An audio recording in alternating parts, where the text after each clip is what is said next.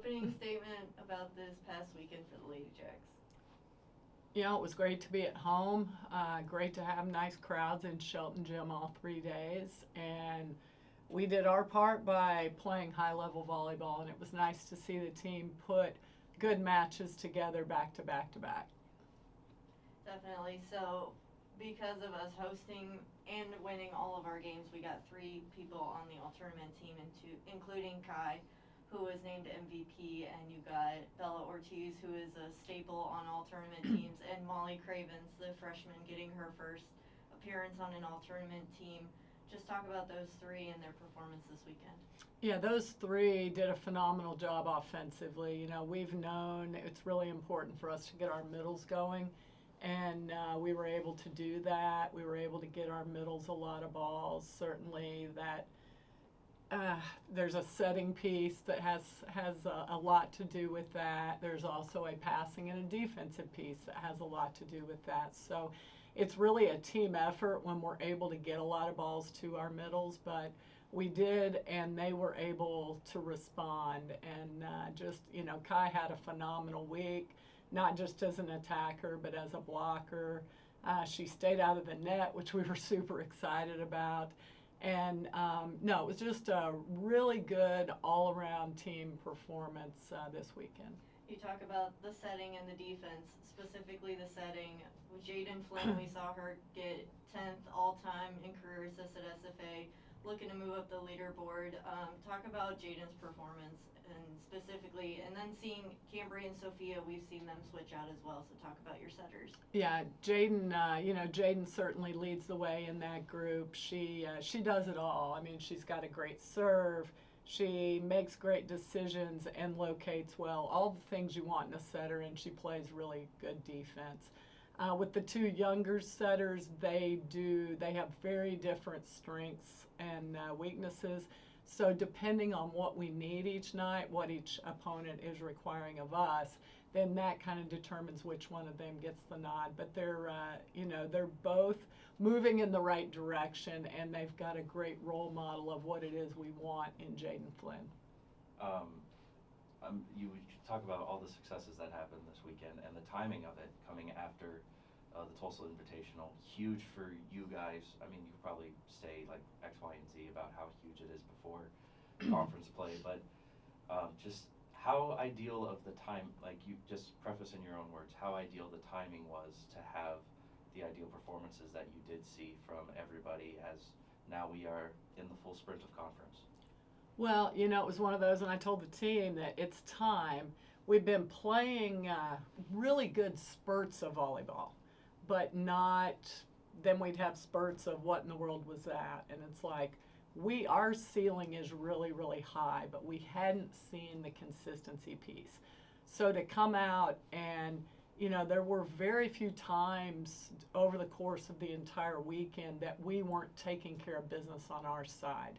And that's really where our focus was, and what I'm most pleased with is that we were able to sustain the high level that we've seen at times throughout preseason, but we were able to sustain that over 3 matches.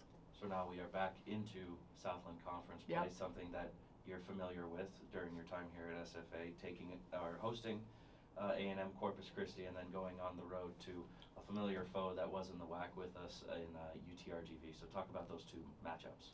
Yeah, it's an interesting trip. I knew it was going to be us that ended up getting the split on that trip, just from a geography standpoint. But so Corpus coming in here, Corpus is a very, very good team, and they play a unique style of volleyball. So you have to have a little time to prep for what they're going to do. So we were able to start that process today. But you know, they're a very good ball control team. They've got good hitters. They run a very up-tempo offense. So there's a lot of things that they do very, very well. So there's some things we're going to have to counter and make sure we are doing at a high level to be successful against them. And then RGV, same thing. You know, they play aggressive, gritty ball. It's always a real cat and mouse game when we play them. Just strategy against both sides, making adjustments constantly, and it's a lot of fun to compete against them. And you know, it's a place where at least we've experienced a lot of success over the past few years. So we don't mind making that trip down there. It's just it's going to be a quick one, just for a single match. But yeah, I mean, we're starting Southland Conference playoff with a bang. We've got two really strong opponents to open with, but we're looking forward to getting going. Backtracking just a little bit, we talked about the messaging of you saying there's been spurts and then being able to see the consistency. What is the overall message and just the overall feeling for your program that you are now sharing to your girls heading into the full sprint of conference? I mean, just because we're starting conference play doesn't mean we want to do anything differently or focus on anything differently. We've got an upcoming opponent, and we've got to prep for them. And the most important thing that we're doing in the midst of that is taking care of business on our own side of the court. We have to do that. I mean, it doesn't matter who we're playing. We need to be serving extremely well. We need to make sure our setters' hands are on every ball and that we are mixing up the offense. That was probably the most exciting thing about this past weekend if you look total attempt-wise. And not that I care that it's real even. I want the ball going to whoever's generating kills at any given point in time. But we were getting production from a lot of different areas, which is going to help us. So our real message to the team is consistent play on our side of the net with the ability to make adjustments leading into a match and quickly during a match for whatever that opponent's providing. Thursday nights in Shelton seems to be the hottest thing on campus. So when it comes to conference play and the conference home opener against Corpus Christi, anything you want to say to Nacogdoches? Absolutely. I mean, this Thursday is huge as we open conference play.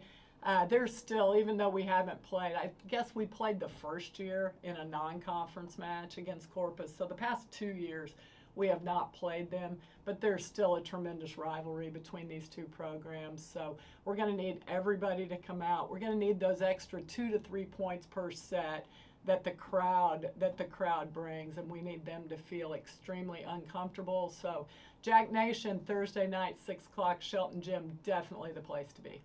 Thank you for your time, Coach. Thank you.